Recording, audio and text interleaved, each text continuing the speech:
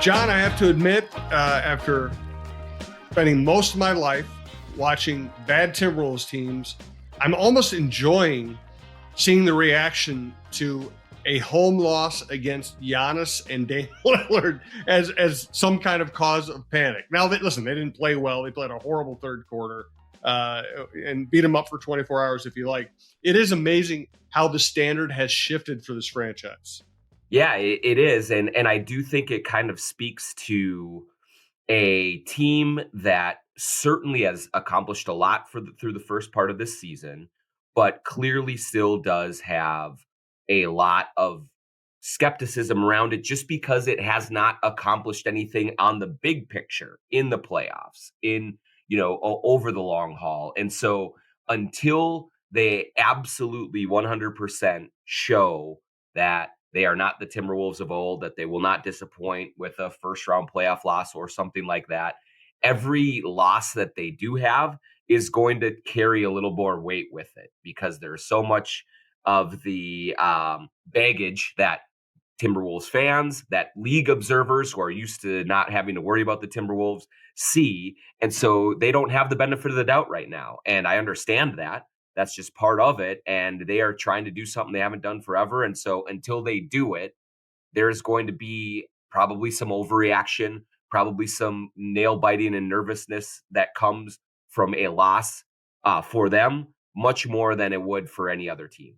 No doubt about it. He's Jon Krawczynski. This is the Jon Krawczynski Show, part of TalkNorth.com. If you like the show, please subscribe to your favorite podcast app. Check out TalkNorth.com for all of our other sports, outdoor, and variety shows, and subscribe to the ones you like. It's free. It's the easiest way to listen. We're coming to you from the Aquarius Home Services studio. We want to thank Define Destinations, TSR Injury Law, Head Flyer Brewing, and Lamb Chops Clothing. We'll tell you more about them later. There's also a promo code for Lamb Chops clothing line, John K20, JONK20 to get 20% off. It's a great deal. We highly recommend their product. Let me get the name right, Shepherd Goods and Lamb Chops clothing line. Let's get into what happened on Friday night. Is there anything concerning, or do you think it's just a one-off game?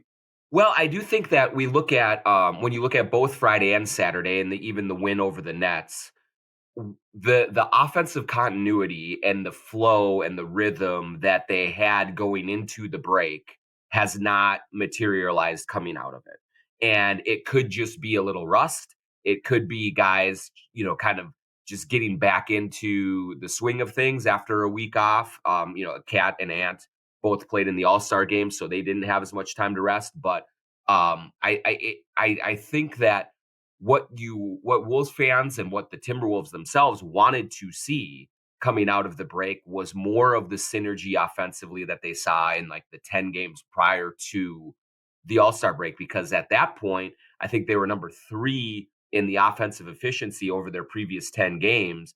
And I mean, they were just really looking much sharper offensively, making quick decisions, not turning the ball over, knocking down open shots, all of those things. And so then, especially in the Milwaukee game, I thought, Jim, they just missed so many shots that they normally make.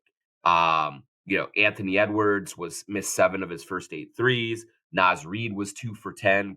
Karl Anthony Towns was not as efficient as he normally is.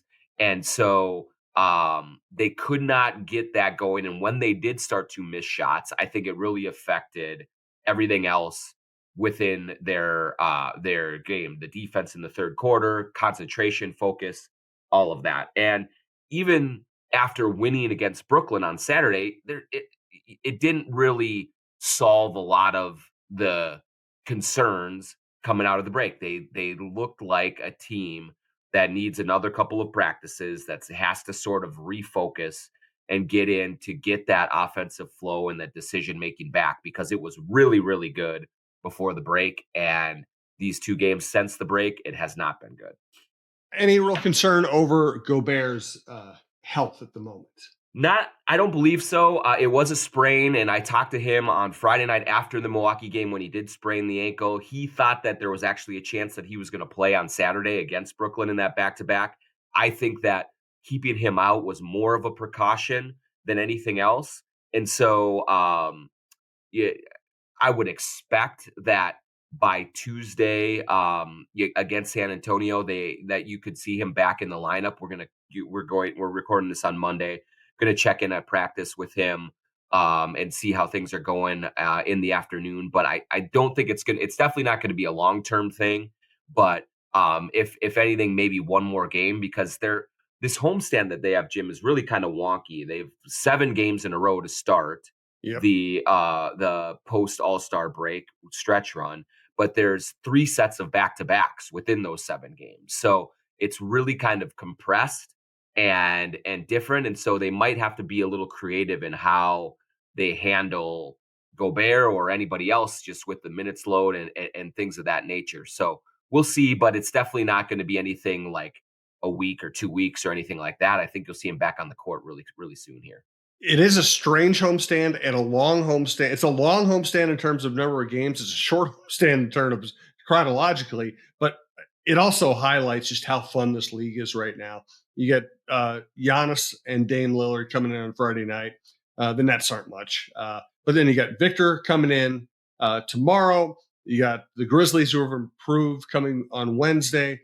Then the Kings, who are highly entertaining, on Friday. Then the Clippers, probably wanting to get a little revenge, on Sunday. And then, a bad Trailblazers team Monday before they take off for their long road trip. But this is, it's kind of a dream landscape if you're an NBA executive. Like the Spurs are a bad team, but Wembanyama is fascinating. It's like almost every team has either a playoff chance or a star you're interested in. Yeah, and I think that's a lot of why you're hearing so much talk about expansion right now. Mm-hmm. On top of the fact that it would be an incredible amount of money coming into the owners' pockets, which they love. Um, I think that also there is just a recognition that there is we're in a golden era of talent for the league, and even the really bad teams have really good players, and so I think from the depth of talent perspective, most every team is going to bring someone in on a nightly basis where you say, "Oh, I'm really looking forward to seeing this guy play," or "I'm really looking forward to seeing this coach and his systems go, and how they fit." And so it's really, it's as good as I've ever seen it. And I think that is also why defense is so difficult to come by in the league nowadays, outside of the Timberwolves and just a few other teams. Is there are so many guys, even the 5th, 6th, 7th options on teams are capable of scoring 20 points in a game. And so, outside of, Memphis, that is just so injured, or outside of, even Detroit has really good players that are interesting and young, and you want to see how they develop. And San Antonio's in that too. So yeah, there's always entertainment, and there's always reason to go and watch a game, or certainly watch it at home on TV, because it's really high level basketball right now. And where is Victor in his development right now? And what do you think the true ceiling for him is? Yeah, it's going to be interesting to see him this week, Jim, because the Wolves played a bunch of games against San Antonio early in the season, and you could tell that he was going to be an incredibly talented player. But it was certainly in the very early stages of him figuring himself out, of the team figuring out, how to play with him, all of those things. And so it was up and down. Lately, he has been really showing just an incredible array of talents. Excuse me, from just the offense, the defense, everything there is just amazing. And by the way, I'll interrupt here for a second. John's having some computer problems today. He has also has a cold, so Brandon does a great job of making these shows sound great. This might not sound 100% as great as the others, just because of circumstances. Bear with us. We'll get back to normal next week. Yeah, thanks for hanging with me. Just got a little cough here, but the Wembanyama that we see this week at Target Center is going to be far more advanced than the one you saw earlier in the season against the Wolves, and he is a load every single night. He's scoring, passing, shooting, playing great defense. They don't have much around him right now. They're still losing a bunch of games, but he has reached another level, and he's running away with that Rookie of the Year award.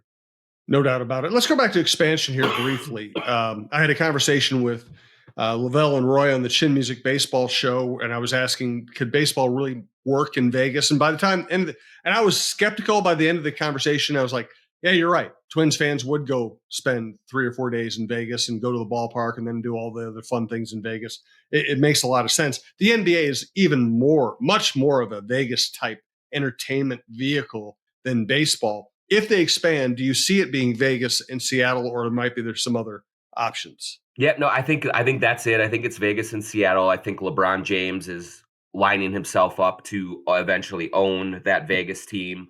And so that's where all the betting money for, pardon the pun, is going in towards of those two cities. And I agree with you, Jim, in terms of I think that Vegas is an NBA city. You know, playing there 41 nights a year. They've done really well with hockey there. But I just think the glitz and the glamour of it, the way that the league kind of markets itself, the ties that they've had to Vegas since for at summer league for years and years, I think it all makes a lot of sense for a team to be there.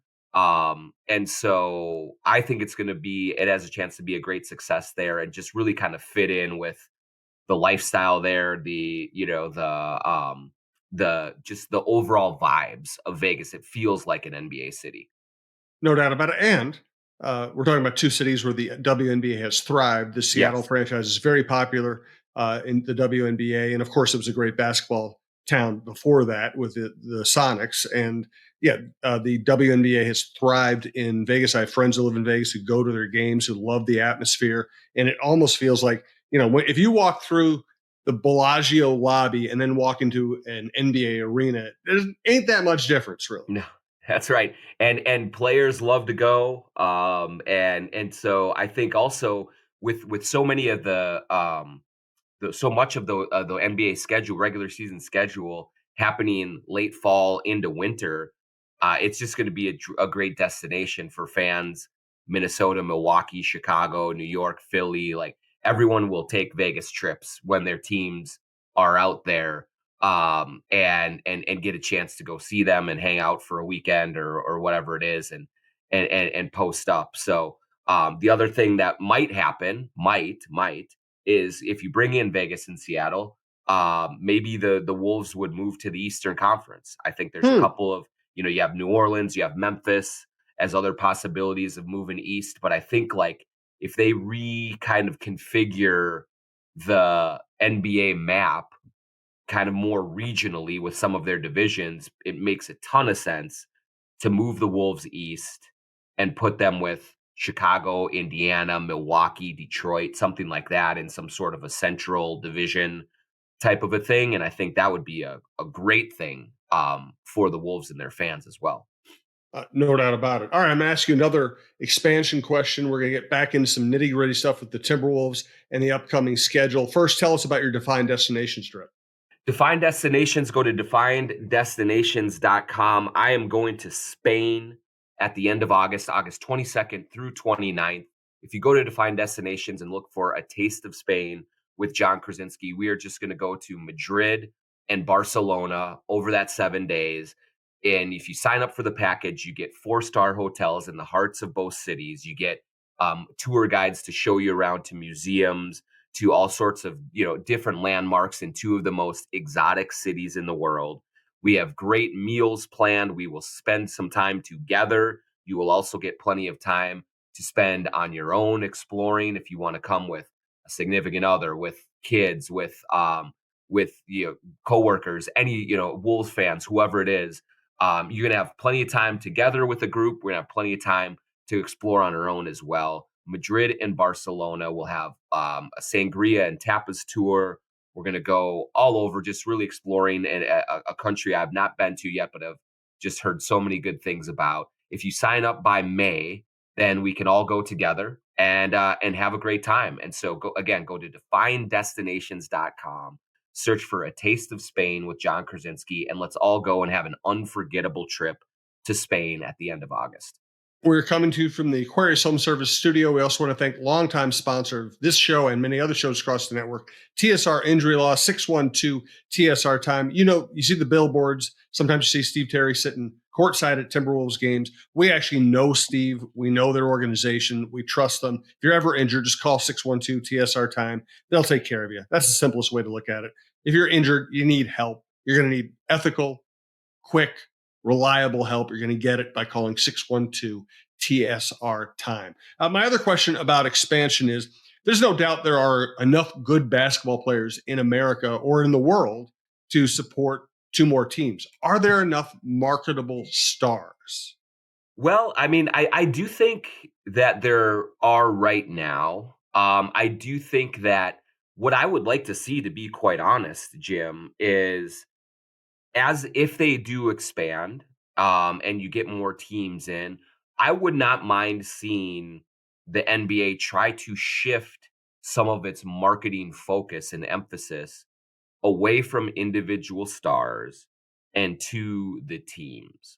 The NBA has done a better job than any league in marketing their stars. It's been great for them. It has been, from a global perspective, it has created interest. It has raised all sorts of enthusiasm about the league. They've done a very good job that way. These stars that have become global brands, and it's been healthy for the league. But I do think that the league can do a better job of trying to take something away from the way the NFL has marketed itself, where all of the teams become very important entities. And I think if they can kind of start to address one of the main criticisms of the league is that, if you're not in a big market, you're not getting the same kind of attention, and fans there do not feel like they're on the same level as the Lakers or the Knicks or teams of that nature.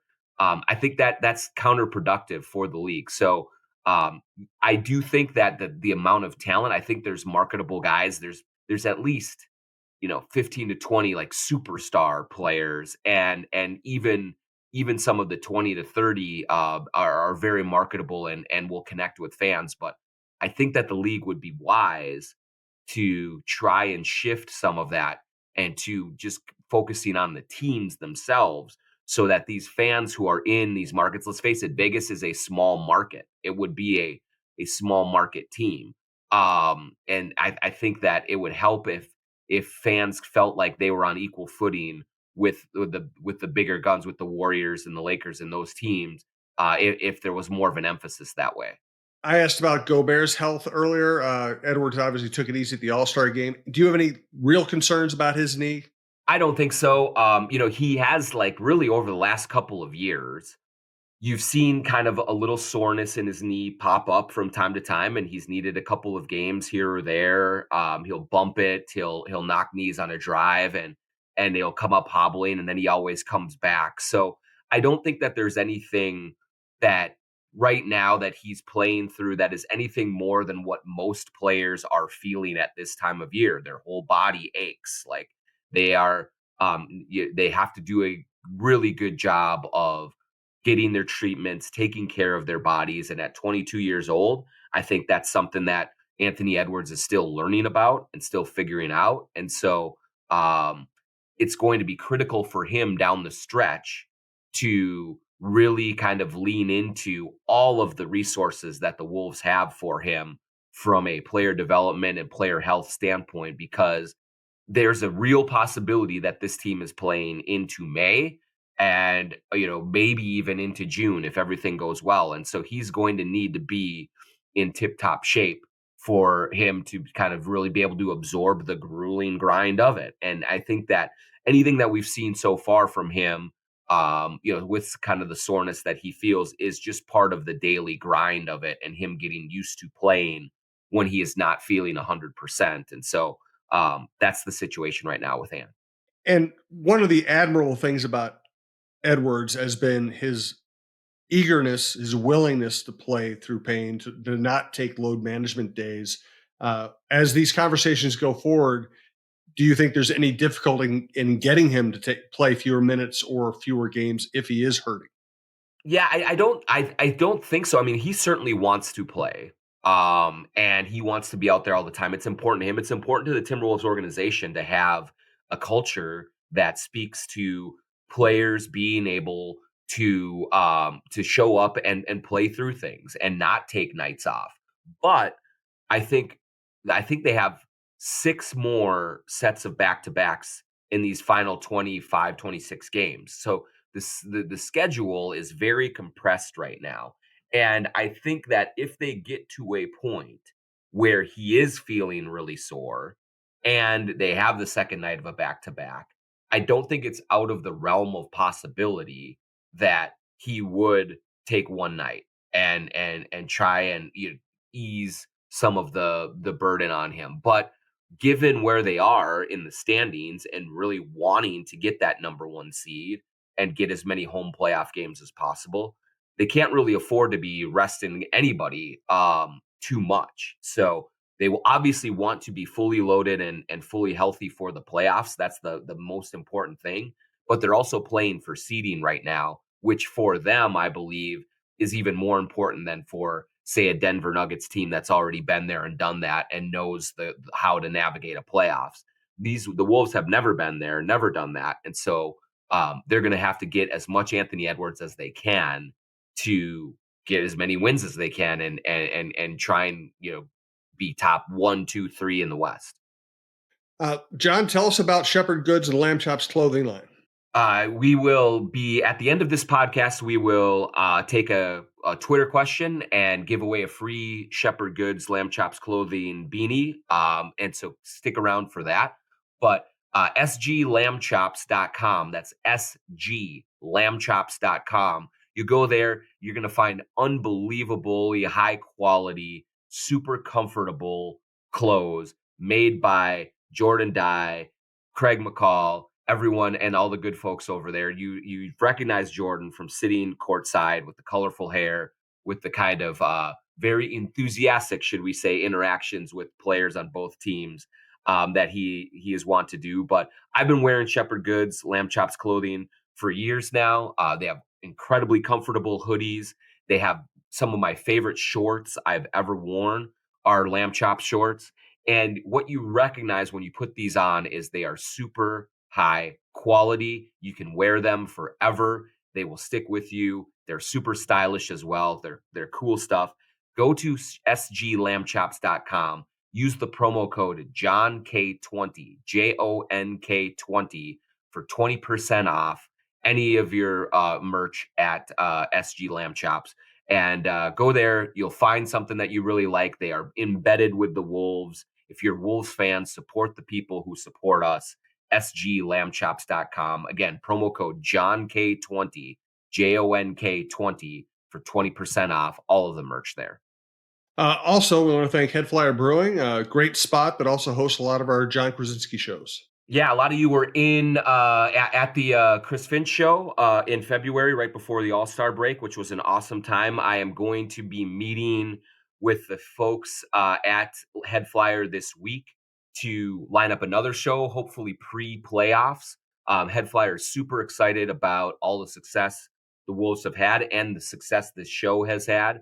And so we're trying to do as much as we can to collaborate. And one thing that you can do to help support us is support them and go to Head Flyer Brewing in Northeast Minneapolis. They have excellent beers, high quality stuff. They have seltzers, anything you could ask for that you want in terms of a drink while you're sitting out. It's 60 degrees today here in Minnesota. Go out, sit in the patio at Head Flyer, have yourself a beer. They have flat And bring screen your TVs. dog. Bring your dog. They have flat screen TVs to watch the games, Wolves or Wild or anyone that you want to. And they're just great people. So you'll go there. You'll be very comfortable in their tap room. You can find their beers in your local liquor stores as well.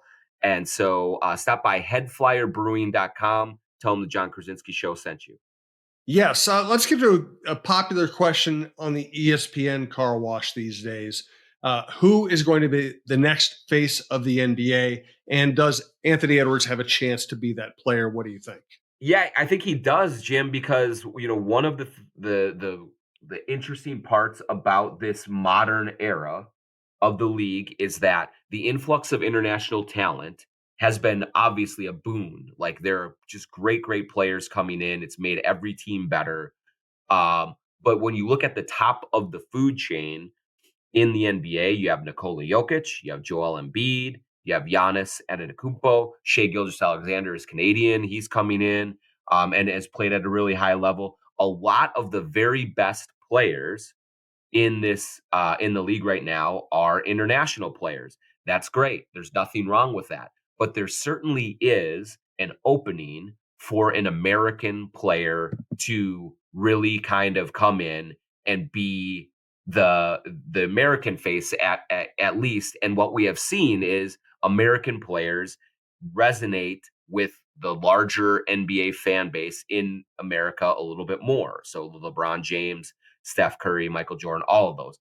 Anthony Edwards has the charisma, has the dynamic style of play, is winning at a level that is helping to raise his profile.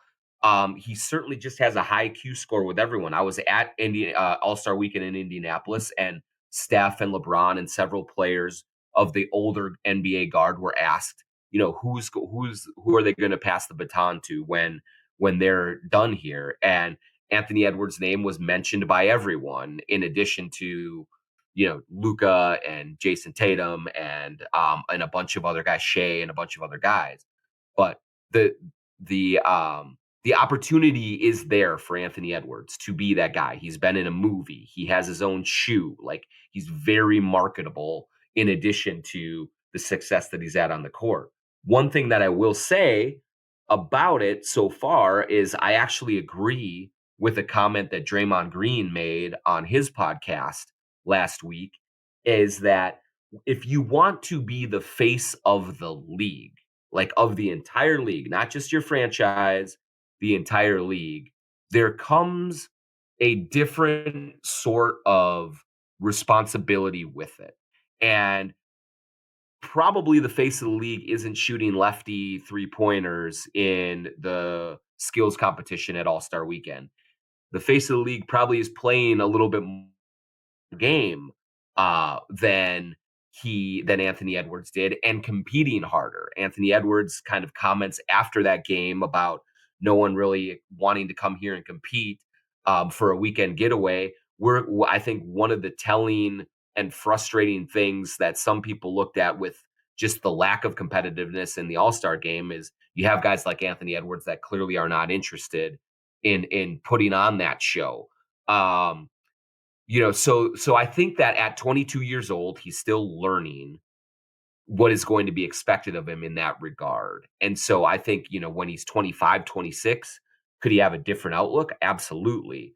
But there's still a little bit of immaturity to his game that way that he will have to refine going forward if he does want to be the face of the league, because he absolutely can do it. There's just a few more steps in that maturation process that would have to happen before he's fully ready to take that on. Couple more topics today before John gets to his Twitter question. How is the incorporation and gearing up of Monte Morris going right now? I thought he had his best game so far against Brooklyn. You can see that he is coming in from a team that was very, very bad to a team that is very, very good.